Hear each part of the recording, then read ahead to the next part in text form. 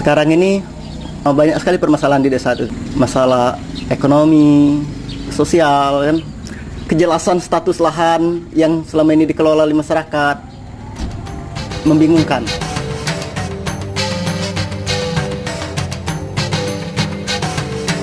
Terkait dengan persoalan parahnya kerusakan hutan produksi, maka pemerintah mengeluarkan ketetapan peraturan tentang restorasi ekosistem di kawasan hutan produksi tahun 2004 dan ditindaklanjuti dengan keputusan Menteri Kehutanan tahun 2005. Untuk arahan lokasi restorasi ekosistem di kawasan hutan produksi tersebut, ditunjuk blok hutan Sungai Meranti dan Sungai Kapas, Provinsi Jambi dan Sumatera Selatan.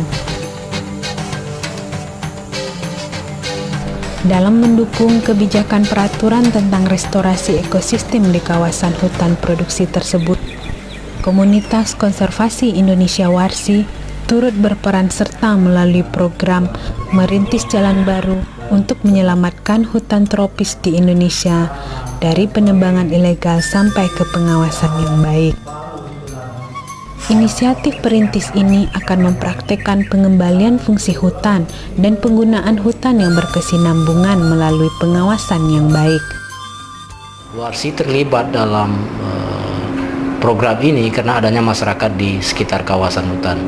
Kita melihat tentunya banyak konflik yang terjadi dalam pengelolaan ke depan, dan secara otomatis ini harus dibangun pemahaman bersama di tingkat masyarakat kenapa pengelolaan kawasan restorasi ini jadi penting dalam penyelamatan hutan di Indonesia.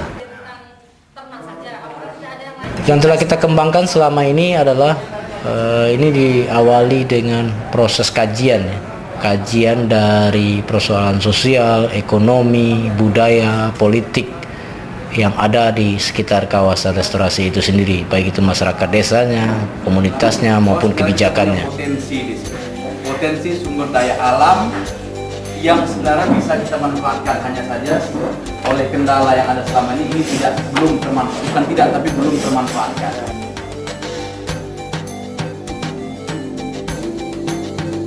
Dari sisi ekonomi yang kita kembangkan adalah bagaimana masyarakat yang selama ini mempunyai komoditi tanaman karet yang dikelola secara tradisional, kita kembangkan bagaimana masyarakat mempunyai pengetahuan menggunakan produk unggul dari bibit karet yang ada.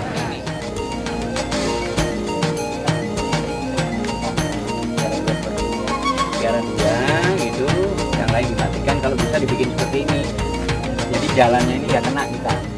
Dari sisi kelembagaan yang kita kuatkan, bagaimana kelompok tani dan pemerintahan desa makin lebih kuat untuk mengembangkan potensi-potensi sumber dayanya, sedangkan pemerintahan desa yang merupakan aparat desa dan BPD itu bagaimana mengembangkan, membuat aturan-aturan lokal untuk mengelola masyarakatnya.